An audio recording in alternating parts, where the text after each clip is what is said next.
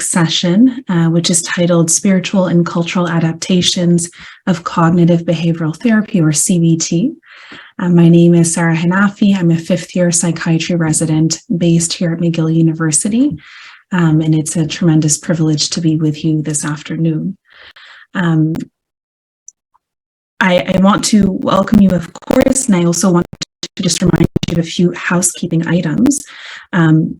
First off, this session is perhaps a little different in style, so we'll actually be doing this as kind of a live interview with Dr. Naeem. So we do hope that you enjoy the interactivity of this, but of course, at the end of our time together, we will have about 15 minutes allotted for Q&A from the audience. So feel free to submit any questions that you have in the Q&A box, and I'll be attending to them as moderator, and we'll have a chance to hear Dr. Naeem's insights on your questions. Now to introduce Dr. Naeem.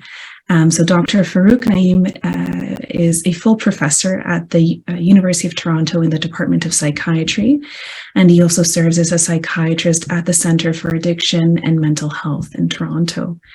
He has pioneered techniques for culturally adapting CBT, and these have been used to adapt CBT in multiple contexts, including South Asia, North Africa, the Middle East, Kenya, and China. And currently, this methodology is being used to adapt and test CBT in Canada in a multi-center study. So you can imagine we are very much grateful to have him here with us today to speak on this important subject.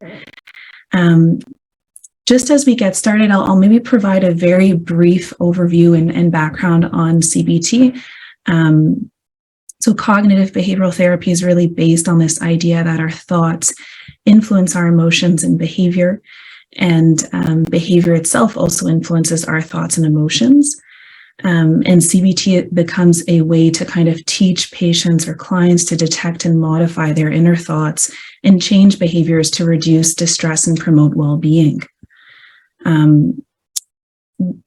Why should we care about this? It is a structured and focused way to look at current problems for patients, and it's something that can promote the learning of skills that can then be generalized to other problems. CBT is something that's indicated in many conditions. We know that CBT is as effective as medications in conditions like depression, especially mild or moderate depression, most of the anxiety disorders, as well as insomnia. And CBT can be effective in combination with medications in conditions such as schizophrenia or bipolar disorder.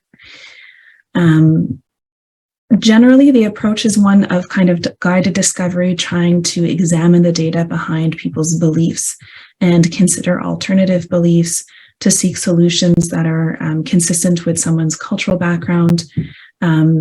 Interventions can fall on three different facets. The first would be cognitive interventions.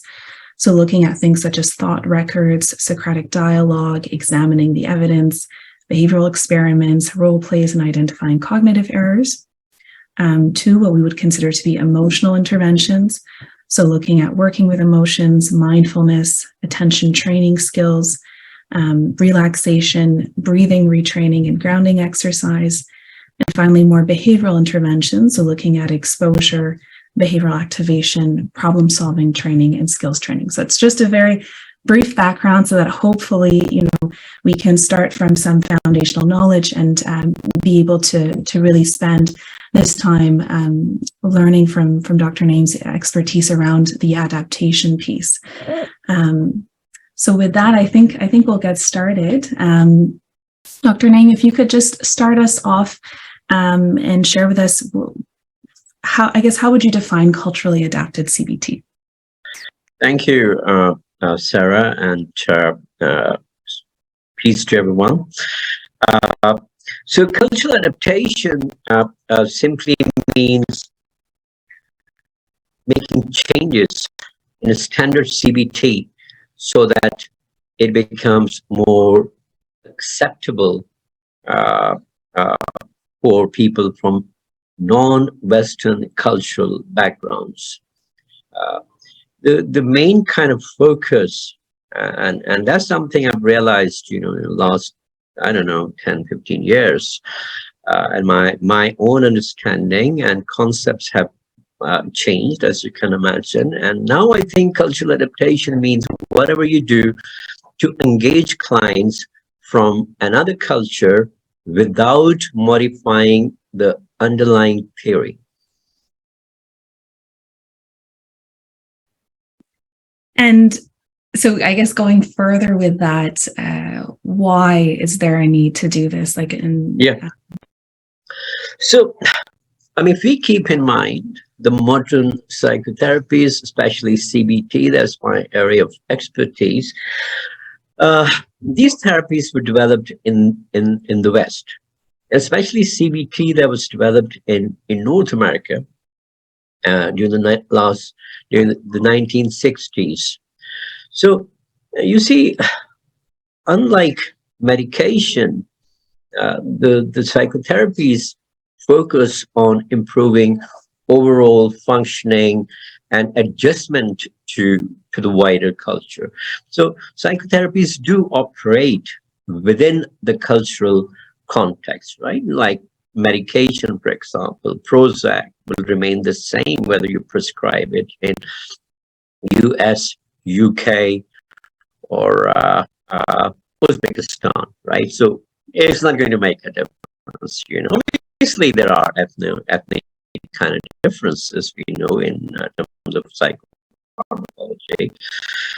But psychotherapy, you always have to think about the culture. So one of the criticism over CBT for a long time was this therapy is used to help white middle class Wall Street professionals. So that shows you, and I don't believe in that really. I think that was an extreme statement, but that shows you the whole focus was on individualism, for example, which is with the or helping the person to become independent, to be able to look after themselves. Now, the second reason, so there are these differences we need to think about. Another example, in CBT and in mental health in general, we have a concept of dysfunctional beliefs. And dysfunctional beliefs means, such as you believe that, you are not, that you have some defects, you have some issues because of which you don't do as well in the society as others might be doing. One dysfunctional belief is sacrificing your needs for the needs of others. Similarly, there's a dysfunctional belief of dependence. So, if you feel that you're dependent on others, that's a dysfunctional belief in Western CBT model. But many cultures, including the Muslim majority cultures, this is not a dysfunctional belief. So sacrificing your needs for the needs of others is a respectable belief, actually, in many cultures, and interdependence is something that's seen in very high esteem and in non-Western cultures even today.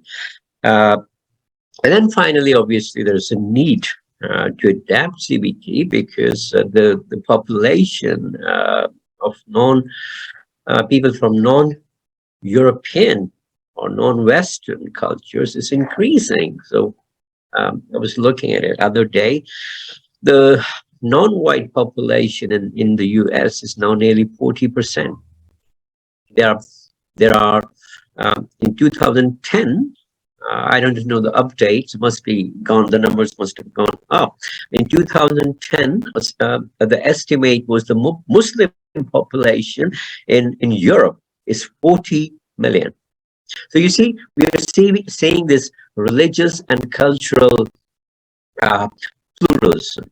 We see all these kind of different kind of people who may not engage. And finally, the reason practically, these are the obviously, the theoretical, although based in practice. I was a lecturer, this is when I started my career, and we were looking at the sub-analyses. We're looking at two major data sets on CBT for psychosis in UK, and I realized two things. One, even in cities like Birmingham and Manchester, where you hardly see any white person, in these trials, they did not recruit many non-white people. And the second was that even those who were recruited, they dropped out very soon. So I thought there's something wrong here. And then I talked to people, a lot of people, and the general belief was, psychotherapy is only good for white people. And and then I told them, and I said, look, for God's sake, what about mindfulness that you have brought to the West? That was a type of psychotherapy, and that you're using, they imported from the West. So I don't think that is only for people from the West or only for the white people. So that was actually the belief that I had to fight for many years. So these are the reasons, really, multiple reasons why we should think about adapting CBT or other psychotherapies. Certainly glad that maybe despite those reactions, you continue to question and fight that belief, because as you are saying, there are important cultural differences when it comes to even values of individualism versus collectivism, and there can be real impacts on the acceptability of these interventions and the ability to engage. Yep. I know that you've been kind of key in developing the Southampton adaptation framework. Can you tell us briefly about this model? Yeah. How it was developed, how it might be used as a framework for adopting or adapting psychotherapy for Muslim patients? So when I started working, I realized that there is no framework for CBT or to adapt CBT. There were quite a few frameworks at that time, but they were very general and vague, but there was nothing that was specific. And actually, interestingly, Southampton adaptation framework even today remains the only CBT adaptation framework, and so that was the first thing I realized. It's nothing, which was surprising, considering CBT, is the most practiced form of psychotherapy, has the most evidence base, and also the models were not just general psychotherapy, but they're very vague. And so I thought, as part of my first project, which is part of my PhD, I thought we need to develop something that's easy to follow. That's something that, people can, that does not have a lot of theory or philosophies, because people like simple, plain instructions. Right, so that was the reason I developed the model. The model is very simple in terms of the application of model. First, I suggest steps when you're adapting CBT. So first is, you choose your population and the type of psychotherapy you're going to use. The second is then you do a literature review to see what's out there. And the second is a series of qualitative studies. And the purpose of the qualitative studies is to gather data from your patients, carers, from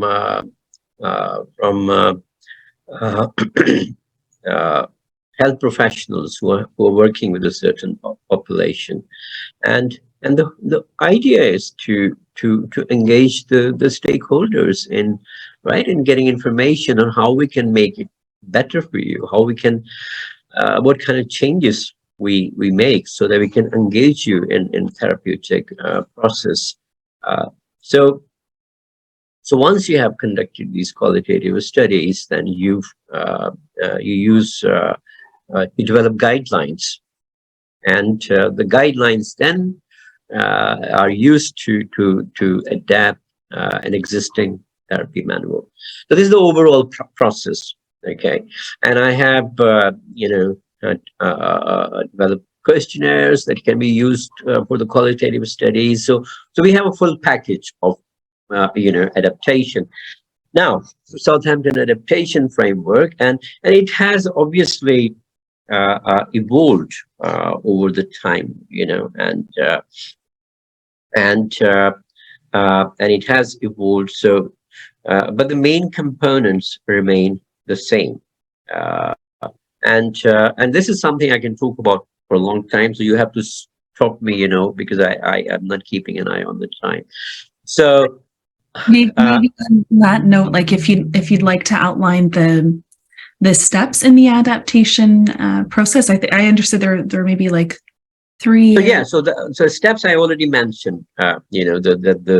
The 4 or 5 steps: qualitative studies, literature review before that, and then the adaptation, and then finally you test the newly adapted manual in a small pilot, and then a large RCT. So these are the kind of steps.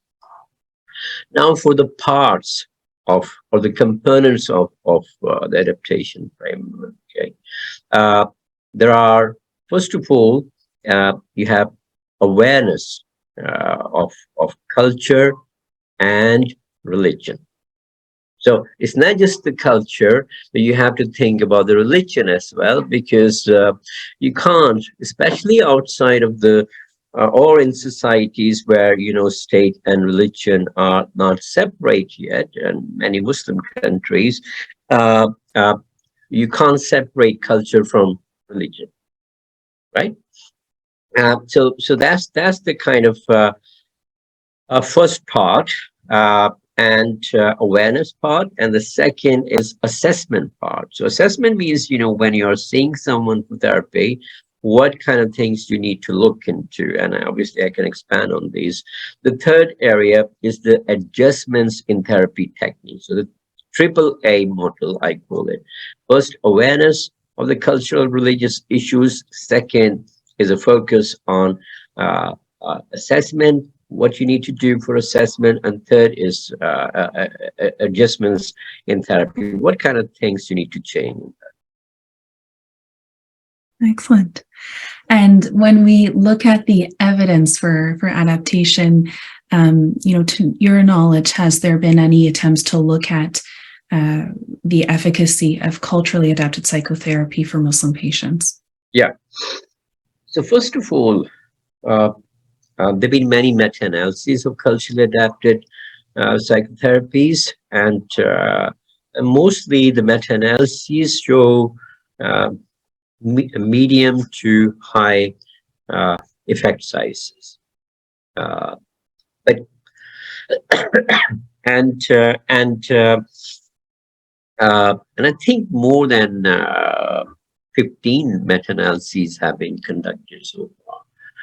We are currently working on a meta-analysis of only CBT, because in the past, mostly people lumped together all kind of psychotherapies which were culturally adapted.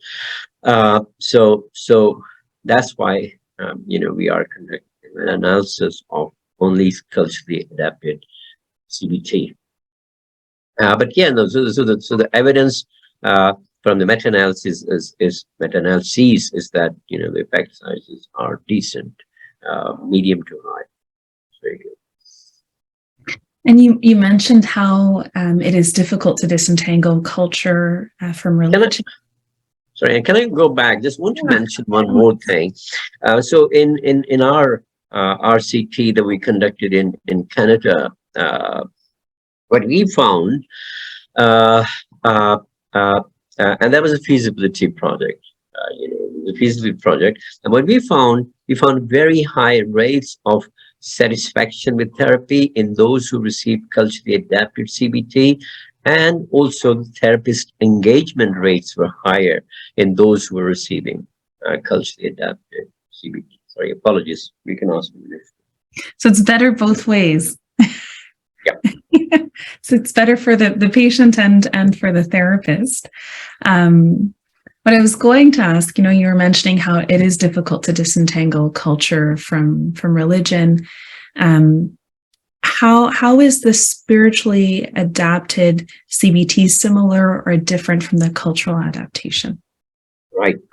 So, I find this fascinating, and for the last many years, I'm working on developing a model of psychotherapy, which I'm trying to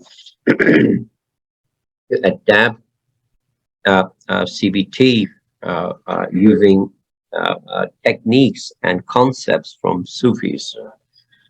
Uh, uh, and Because I realized, as I already said, you can't separate culture from religion, and it's a very interesting relationship. When I was young and started traveling internationally, I realized, because I had an interest in history and culture and architect and all these kind of things that go together. And I realized, I used to, whenever I saw, the religious buildings are the most preserved. You see the oldest kind of temples and the churches and the gurdwaras and the mosques, which are all amazing places.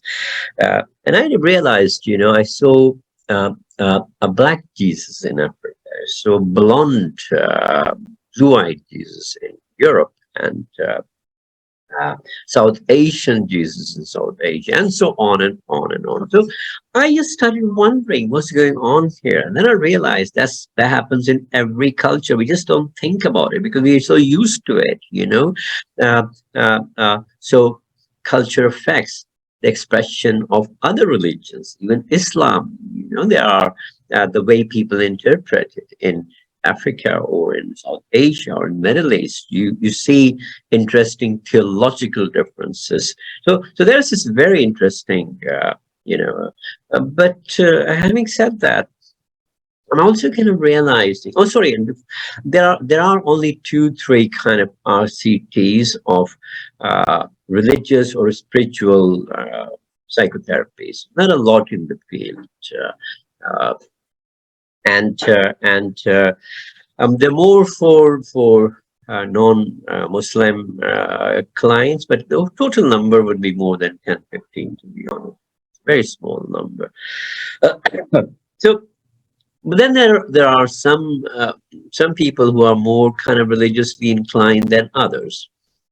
And Muslims certainly are more kind of religious in that sense. So there is a need to develop a model of adaptation in which you consider culture, but also religion.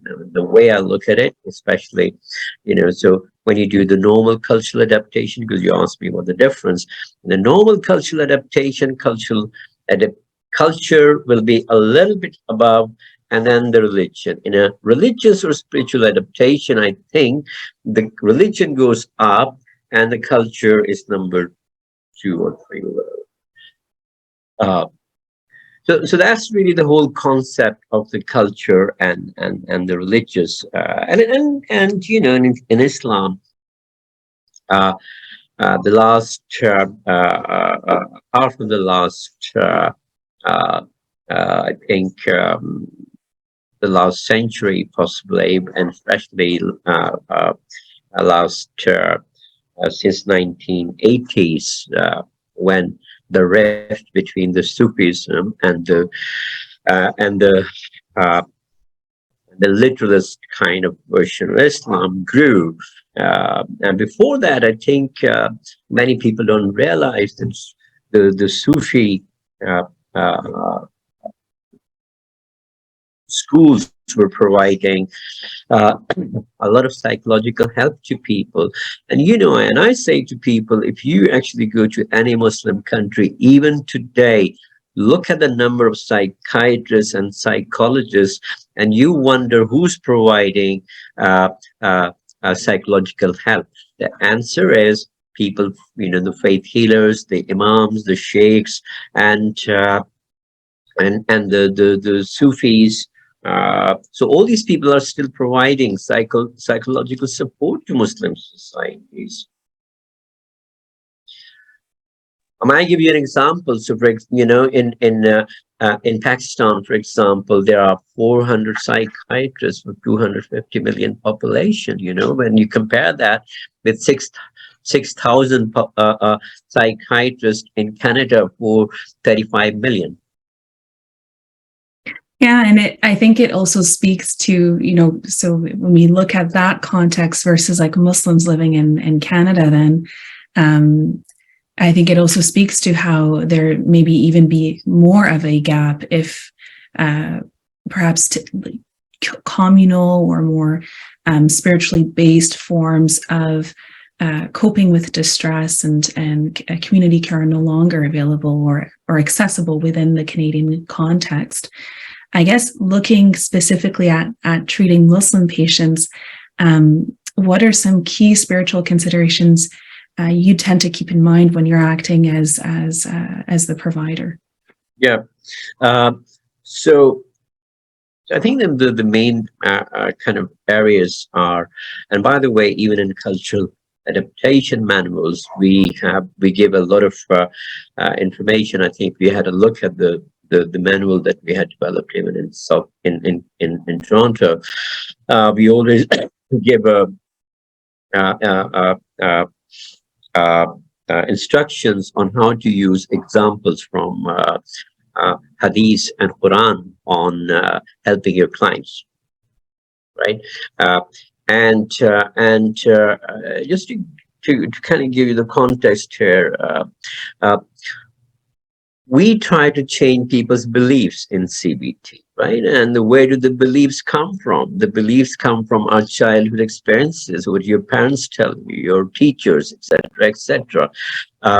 So, for example, many of these beliefs, and some are misinterpretations, some are just kind of normal part of your belief system.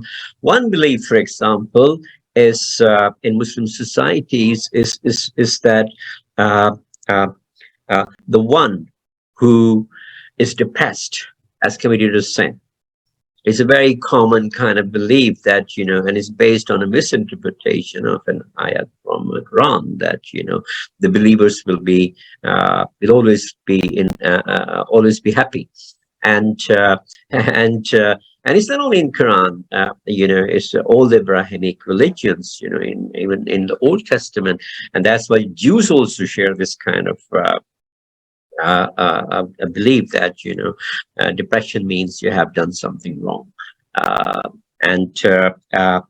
so one, it's very important to address these misinterpretations. That's, I think, is a very, very important thing that we always need to keep in mind.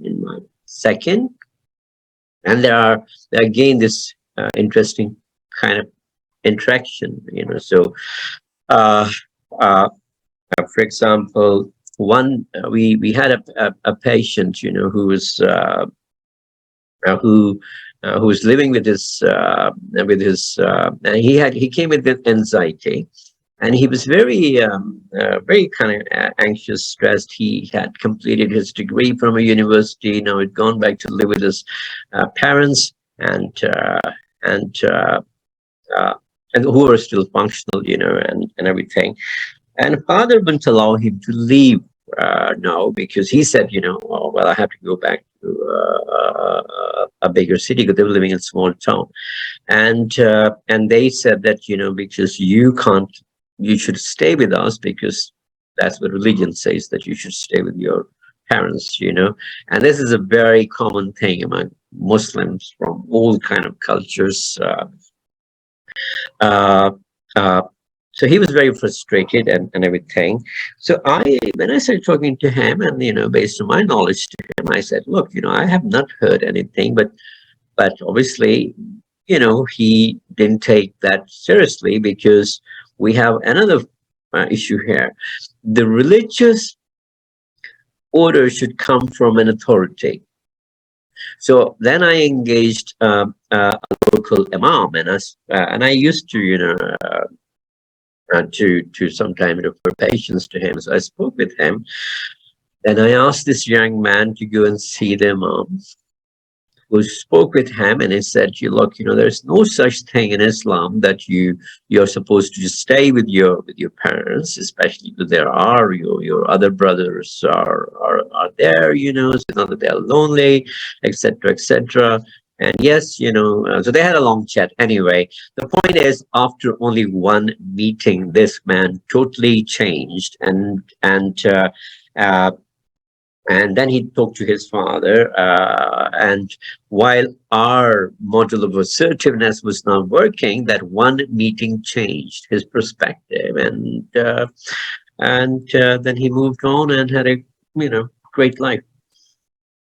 So what I'm hearing is that when it comes to like the formulation of the case, it's important to try and be able to explore and discuss what kinds of religious beliefs, whether accurate or a form of absolutely interpretation. How are those influencing core beliefs? Yes. But also in the interventions, there are opportunities to engage spiritual brokers or religious authorities to help lend kind of credence to some of the interventions and validate some of that experience.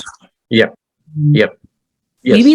Maybe it's a good opportunity to go into more of like a case-based example and to try and illustrate how some of that adaptation is done at both the cognitive, emotional, and behavioral spheres. And I'll just try and summarize a case that's loosely based on a few different patients that I've encountered, so as to preserve confidentiality. But it'll be on the order of an anxiety disorder in a young male who is an international student who's recently graduated, is trying to secure a job, hoping to become a Canadian citizen, but is unfortunately struggling given the economy, and becomes more and more anxious as he's not getting callbacks for interviews, is already devout, prays 5 times a day, and is quite involved with a local Muslim Students Association, but soon finds himself quite consumed by doubt regarding his religious practice,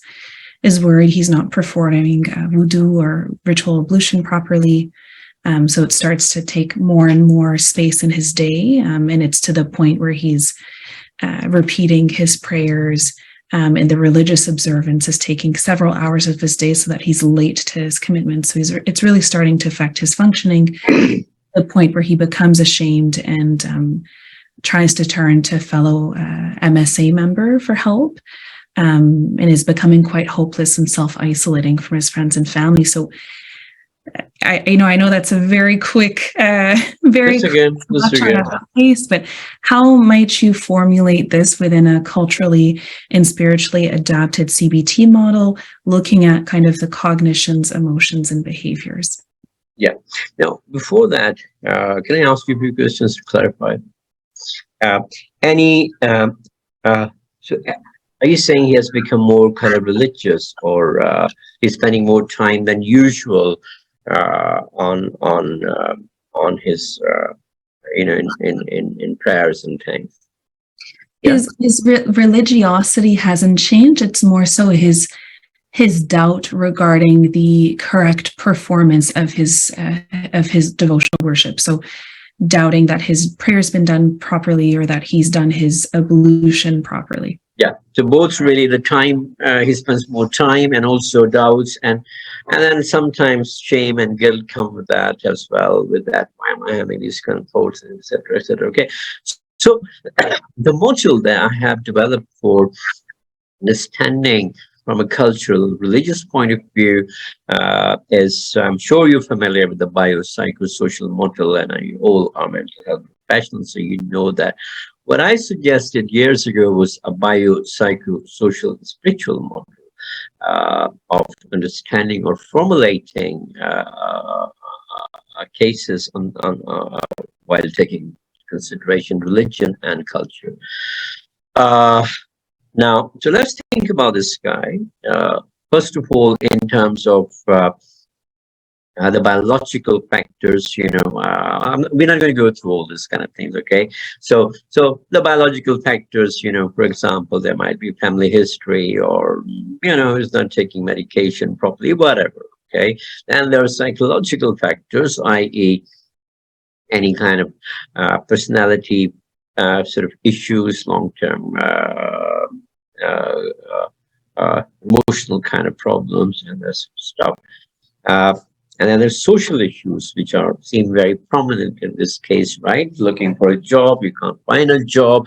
There's an issue with the immigration and all that kind of stuff. So these are the biopsycho social sort of factors in this formulation. And then there's obviously, if you think about it in terms of biopsychosocial spiritual model, then we have to think about the spiritual factors. So first we have, obviously, there's quite a few things here. One is, you often get into this vicious cycle of stress and anxiety, and then you are, and that obviously increases. Sometimes actually people reduce their activities, sometimes they increase the activity, religious activities. Now we need to think about this from a more kind of mental health point of view as well. So the religion is a great coping strategy. The 5 Ps model, right? We are thinking about the 5 Ps model. So here, the first thing that comes to my mind is he's using a coping skills. He's using so that obviously is helping him, to deal with anxieties and the stresses.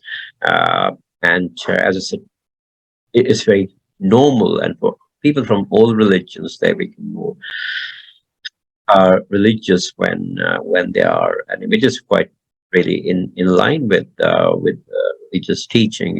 When you're in trouble, come and ask me, God says, so everywhere.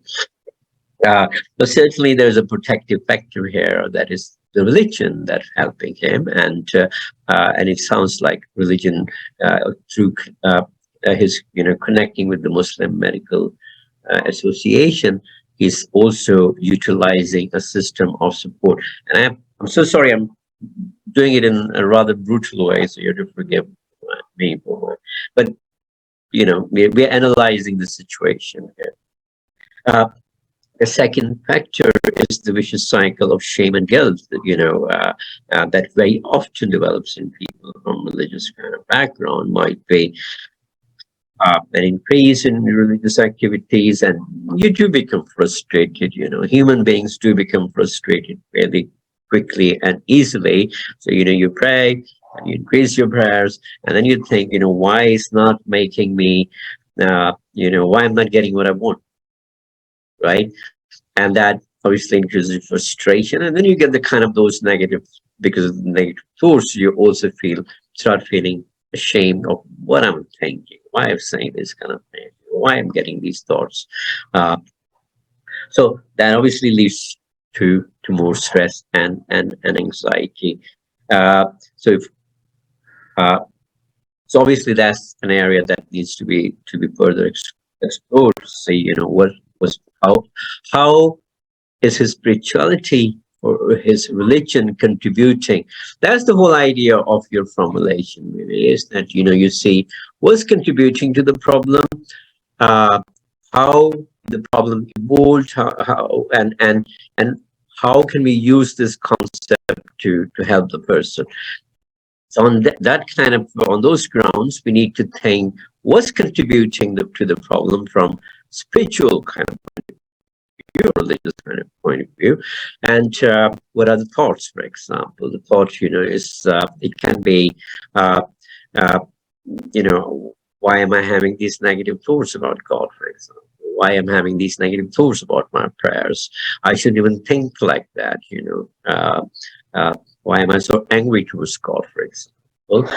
And And then obviously that's kind of based in your belief system. But most importantly here, what is causing these kind of problems? How much is his spiritual belief or his spiritual beliefs are adding to the problems, and how he can what can be done to, for example, you might like to say if he has ruminations or even obsessional thoughts are actually very, very common, which can cause a lot of guilt and shame. And so, it's possible, and I'm purely guessing, it's possible that his increases time because of his because that's what you do as a religious person in the mosque, for example. Or it's possible that he has OCD tendencies, and that has increased his time, right? And then with OCD and OCPD, we know that a lot of guilt and shame comes in that area, and sometimes you can have obsessional thoughts, which can actually make you feel terrible, because they might be blasphemic kind of thoughts. So I don't know if I answered the question or not. No, But I think that helps to illustrate the different ways in which, like, that the spiritual part of the formulation could be explored. Building off of that, what would you say are maybe some of the barriers that Muslim patients may experience when engaging in psychotherapy? Yeah. You've touched a little bit on that already, but so I think the barriers, first of all, okay, and we need to think about the difference. First of all, there are differences, so you will say, and I've noticed this thing in UK, where I lived most of my adult life, and I see the same thing here. Muslim population is very diverse. There are people who are extremely westernized, and the first are newcomers who are very westernized, and they might be very familiar with the concepts of mental health, etc., etc. And then there are patients who are even second or third generation who lived in UK or here in Canada, but their knowledge of mental health problems might be minimal, right? So we cannot. I mean, that's one thing I've learned. I used to, I've learned is to not generalize, over the years. So that the diversity is so much among the Muslim population, depends which country you're from, etc., etc. So that's that. And therefore, it's very difficult to have, common kind of barriers. But if you push me to, talk about common barriers, the first one would be lack of knowledge. That is a big barrier among the Muslim faith. Even today, in this day and age, many people, from Muslim background, don't know much about mental health problems. Number two, even when they, become a little bit aware of some mental health problems like depression or psychosis, etc., there are so many misconceptions that prevent them. And for example, some I already mentioned, misinterpretation of Quranic verses, like being a sinner because you are depressed, and also how you perceive the. So that's about yourself, really, So, and then we also need, and I touched on this thing, but we need to think about this too. There is, while the mental health care or psychological care is provided to Muslim patients by faith healers and by religious leaders and everyone, that is also a barrier in that they might, for example, I have noticed in many Muslim countries, there are two pathways. One, the common mental disorders, depression, anxiety. These people go to a religious person or a spiritual guide first, and those with somatic symptoms of depression and anxiety, they go straight to the medical doctors. And the second pathway is with psychosis. The people with psychotic disorders, they go to these faith healers and religious leaders, and that leads to an increased duration of untreated psychosis, which I think is a huge barrier and a huge issue. So that's the third one. Uh, and uh, and uh, uh, and I think we can also include uh, the services, how the services are organized, how.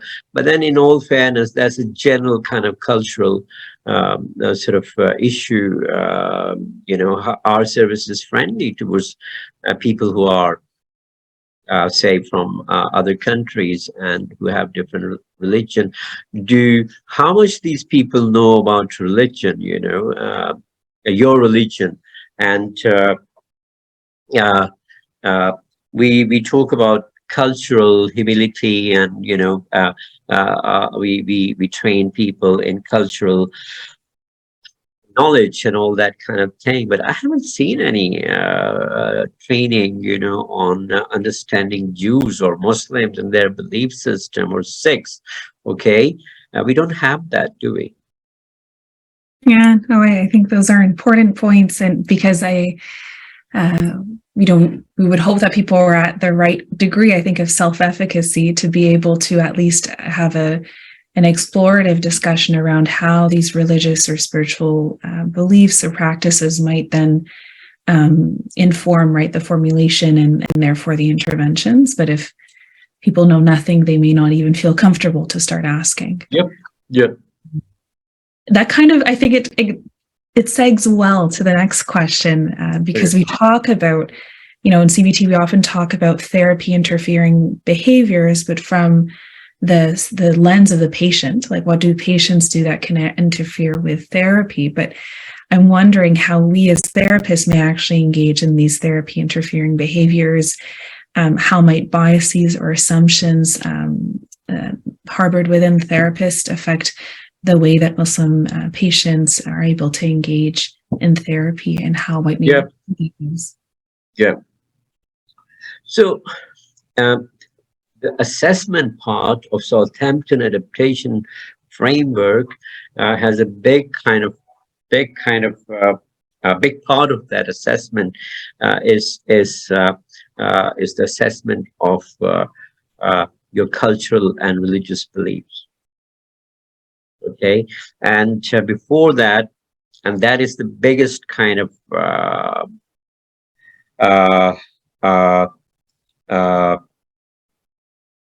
sort of tip we give people on engaging with their patients, is self-awareness. So that's in Southampton adaptation framework, self-awareness. We emphasize all the time, because if you're not self-aware, if you're not aware of your personal biases towards a certain, and that's regardless of your religion, your own personal religion or color, right, or whatever, or race. If you're not aware of your belief system, uh, because have you not noticed that many people who are quite sort of nice and everything, but they will say something against someone's religion or culture because they're not even aware that they have this belief system. You see, it's like we all do that. We all do that because we grow up with our beliefs, and then we start thinking they are so normal and acceptable, and we don't need to think about those beliefs. And if you do this thing as a therapist, I think that is a disaster, because you might believe that Muslims have this or that as a non-Muslim therapist, or you might believe that this culture, people from this culture have they're all the same, they have these kind of terrible things. So that's why self-awareness, or awareness of second. And ideally, every therapist should do this thing. But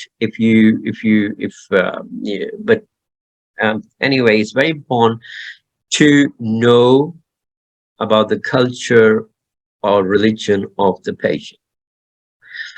there's a concept of homework for the therapist, Sarah, in CBT that I know many people don't even think about. Uh, it's a terrible thing. Uh, Many of our patients Google us before they come to see us, right? They do, but we don't Google and okay, when you're doing a general assessment clinic, you see a person only once, fine. Okay, you can't do that with everyone. But when you're seeing someone for therapy, I think say if you're seeing a sick patient, as a Muslim therapist, if you're seeing a Muslim patient as a white therapist, I think it's only fair that you understand the very basic things about that person's religion. Is it part of understanding that? It's a part of being a good therapist. So a therapist who does not use Google these days is not a good therapist. You know, because you need to understand. You need to understand, and as a general, but also, if you're stuck and a patient says something, you don't know if this is culture, religion, or where this thing come from.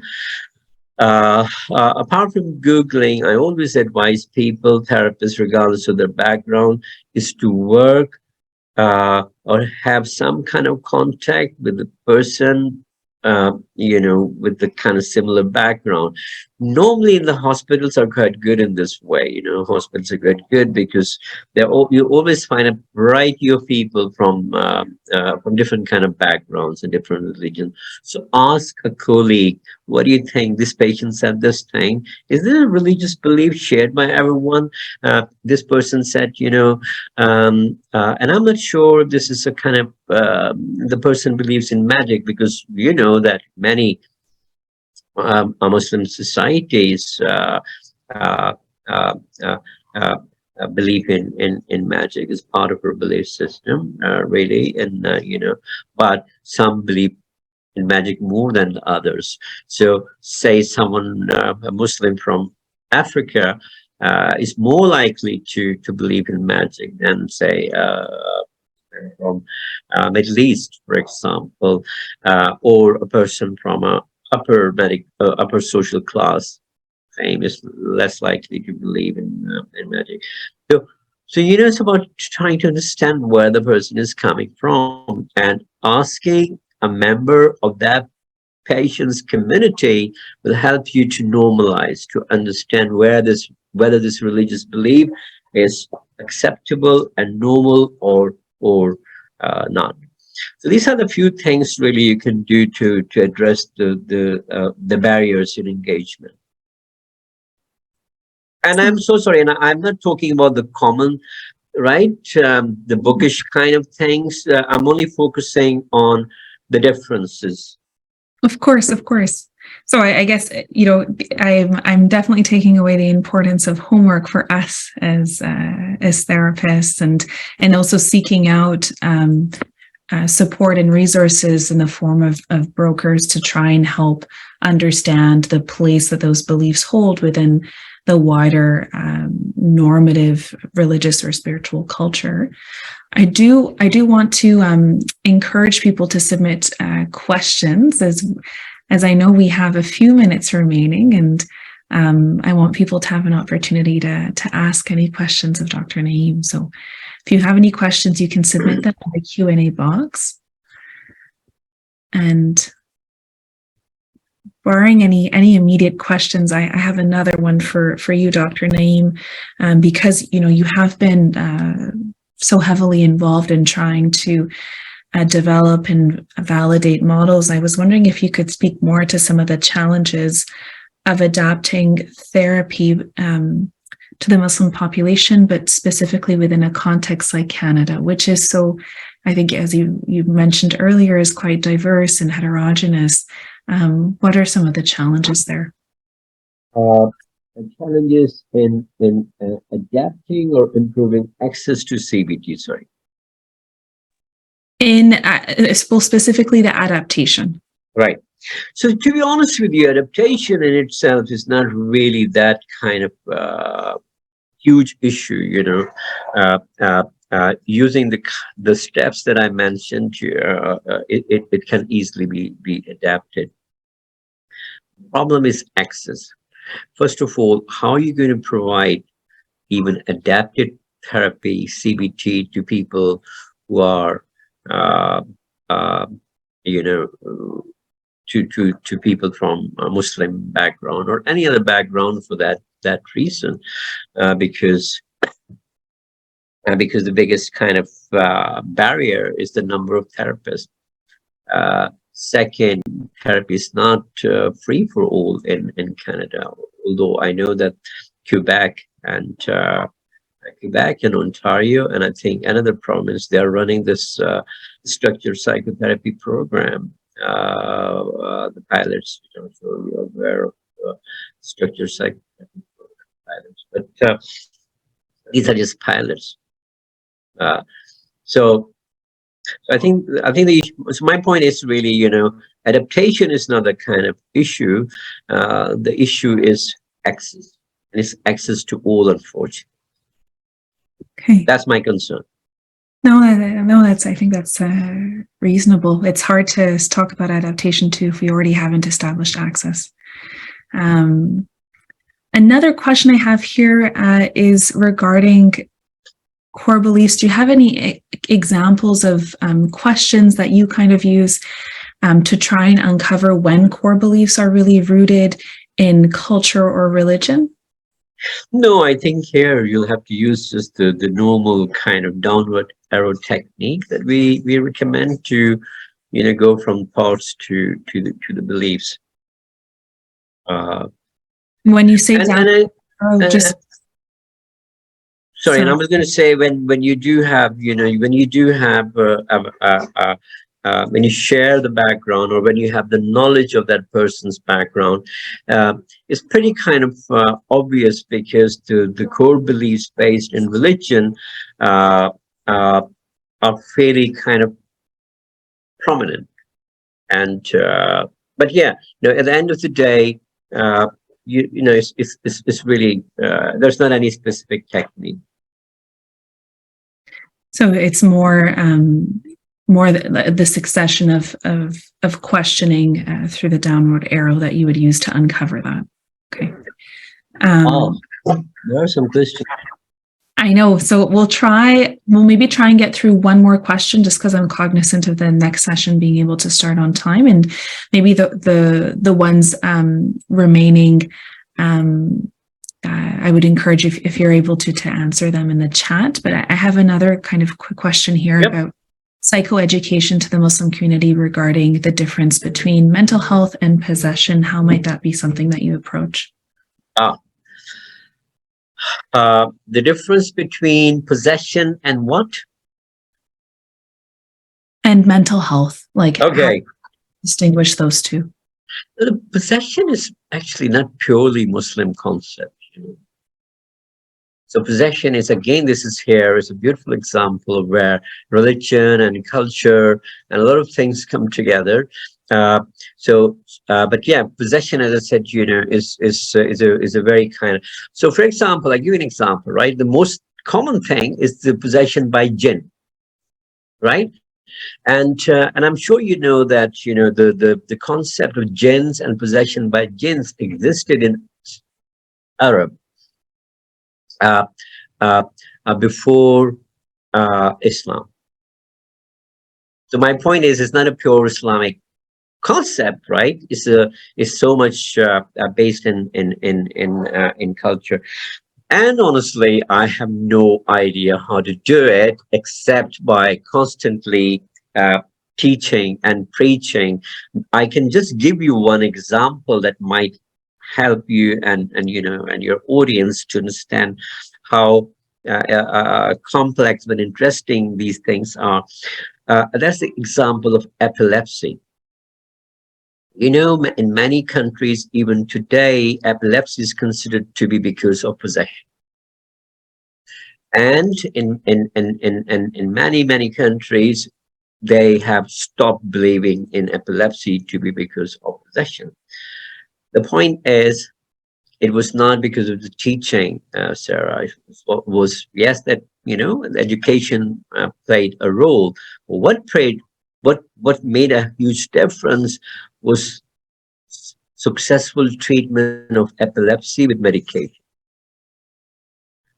So, and this is in general about the stigma as well. I don't believe, the kind of lot of money that's being spent on the stigma campaign has it's never worked really, never changed public opinion. We all know the outcome of these surveys.